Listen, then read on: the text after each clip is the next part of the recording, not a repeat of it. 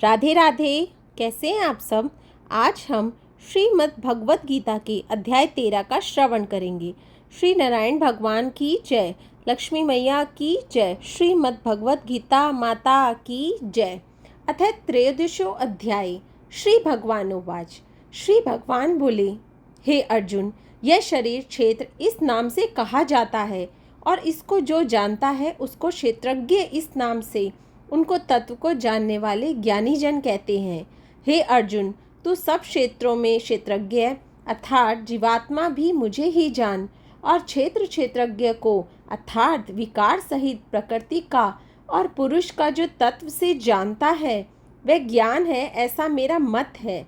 वह क्षेत्र जो और जैसा है तथा जिन विकार वाला है और जिस कारण से जो हुआ है, तथा वह क्षेत्रज्ञ भी जो और जिस प्रभाव वाला है, वह सब संक्षेप में मुझसे सुन। यह क्षेत्र क्षेत्रज्ञ का तत्व ऋषियों द्वारा बहुत प्रकार से कहा गया है और विविध वेद मंत्रों द्वारा भी विभाग पूर्वक कहा गया है, तथा भली भांति निश्चय किए हुए युक्ति युक्त ब्रह्म सूत्र के पदों द्वारा भी कहा गया है। 5 महाभूत अहंकार, बुद्धि और मूल प्रकृति भी, तथा 10 इंद्रियां, एक मन और 5 इंद्रियों के विषय अर्थात शब्द, स्पर्श, रूप, रस और गंध, तथा इच्छा, द्वेष, सुख, दुख, स्थूल देह का पिंड, चेतना और धृति, इस प्रकार विकारों के सहित यह क्षेत्र संक्षेप में कहा गया है।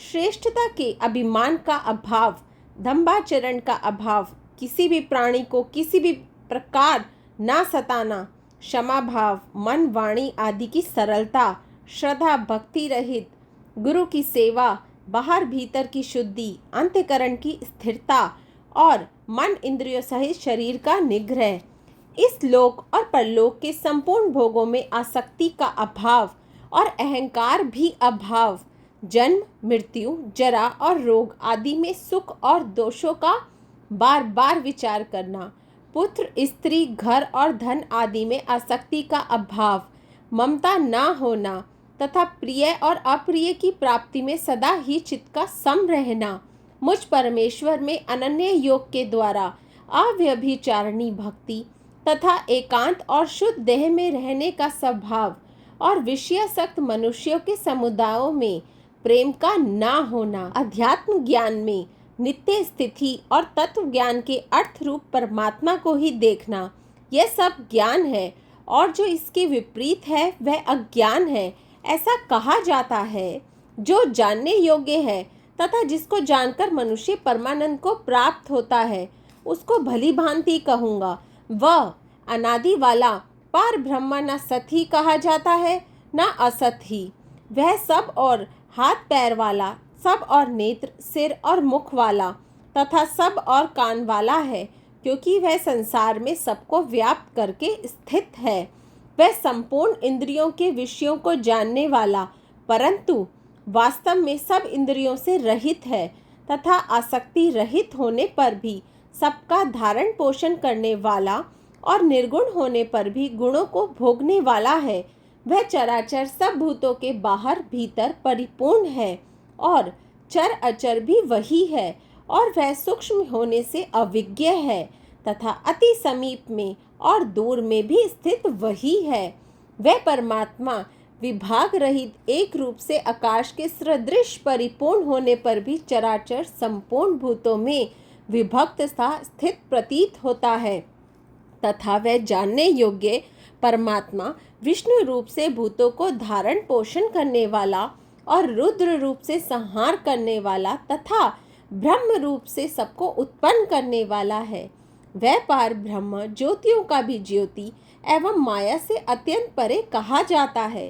वह परमात्मा बोध स्वरूप जानने के योग्य एवं तत्व ज्ञान से प्राप्त करने योग्य है, और सबके हृदय में विशेष रूप से स्थित है। इस प्रकार क्षेत्र तथा ज्ञान और जानने योग्य परमात्मा का स्वरूप संक्षेप से कहा गया। मेरा भक्त इसको तत्व से जानकर मेरे स्वरूप को प्राप्त होता है। प्रकृति और पुरुष, इन दोनों को ही तू अनादि जान, और राग द्वेषादि विकारों को तथा त्रिगुणात्मक संपूर्ण पदार्थों को भी प्रकृति से ही उत्पन्न जान। कार्य और कारण को उत्पन्न करने में हेतु प्रकृति कही जाती है और जीवात्मा सुख दुख आदि के भोक्तापन में अर्थात भोगने में हेतु कहा जाता है। प्रकृति में स्थित ही पुरुष प्रकृति से उत्पन्न त्रिगुणात्मक पदार्थों को भोगता है और इन गुणों के संग ही इस जीवात्मा की अच्छी बुरी योनियों में जन्म लेने का कारण है। इस देह में स्थित यह आत्मा वास्तव में परमात्मा ही है। वह साक्षी होने से उपदृष्टता और यथार्थ सम्मति देने वाला होने से अनुमंता, सबका धारण पोषण करने वाला होने से भर्ता, जीव रूप से भोक्ता, ब्रह्मा आदि का भी स्वामी होने से महेश्वर और शुद्ध सच्चिदानंद घन होने से परमात्मा ऐसा कहा गया है। इस प्रकार पुरुष को और गुणों के सहित प्रकृति को जो मनुष्य तत्व से जानता है वह सब प्रकार से कर्तव्य कर्म करता हुआ भी फिर नहीं जन्मता। उस परमात्मा को कितने ही मनुष्य तो शुद्ध हुई सूक्ष्म बुद्धि से ध्यान के द्वारा हृदय में देखते हैं, अन्य कितने ही ज्ञान योग के द्वारा और दूसरे कितने ही कर्म योग के द्वारा देखते हैं अर्थात प्राप्त करते हैं, परंतु इनसे दूसरे अर्थात जो मंद बुद्धि वाले पुरुष हैं वह इस प्रकार ना जानते हुए दूसरों से अर्थात तत्व के जानने वाले पुरुषों से सुनकर ही तदनुसार उपासना करते हैं और वह श्रवण परायण पुरुष भी मृत्यु रूप संसार सागर को निसंदेह तर जाते हैं। हे अर्जुन, यावन मात्र जितने भी स्थावर जगम प्राणी उत्पन्न होते हैं उन सबको तू क्षेत्र और क्षेत्रज्ञ संयोग से उत्पन्न जान। जो पुरुष नष्ट होते हुए भी सब चराचर भूतों में परमेश्वर को नाश रहित और संभाव से स्थित देखता है वह यथार्थ देखता है, क्योंकि जो पुरुष सब में संभाव से स्थित परमेश्वर को समान देखता हुआ अपने द्वारा अपने को नष्ट नहीं करता, इससे वह परम गति को प्राप्त होता है। और जो पुरुष संपूर्ण कर्मों को सब प्रकार से प्रकृति के द्वारा ही किए हुए देखता है और आत्मा को अकर्ता देखता है वही यथार्थ है। जिस क्षण यह पुरुष भूतों के पृथक पृथक भाव को एक परमात्मा में ही स्थित तथा उस परमात्मा से ही संपूर्ण भूतों का विस्तार देखता है, उसी क्षण वह सच्चिदानंद घर ब्रह्मा को प्राप्त होता है। हे अर्जुन, अनादि होने से और निर्गुण होने से यह अविनाशी परमात्मा शरीर में स्थित होने पर भी वास्तव में ना तो कुछ करता है और ना लिप्त ही होता है। जिस प्रकार सर्वत्र व्याप्त आकाश सूक्ष्म होने के कारण लिप्त नहीं होता, वैसे ही देह में सर्वत्र स्थित आत्मा निर्गुण होने के कारण देह के गुणों से लिप्त नहीं होता।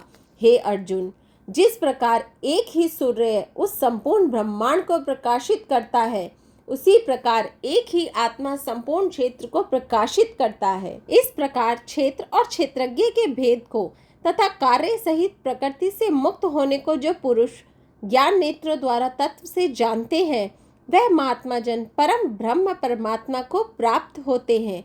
ओम तत्सदिति श्रीमद्भगवद गीता सुपनिषत्सु ब्रह्म विद्यायाम योग शास्त्रे श्री कृष्ण अर्जुन संवादे क्षेत्र क्षेत्रज्ञ विभाग योगो नाम त्रयोदश अध्याय समाप्त। श्री नारायण भगवान की जय। लक्ष्मी मैया की जय। श्रीमद् भगवद गीता माता की जय। राधे राधे।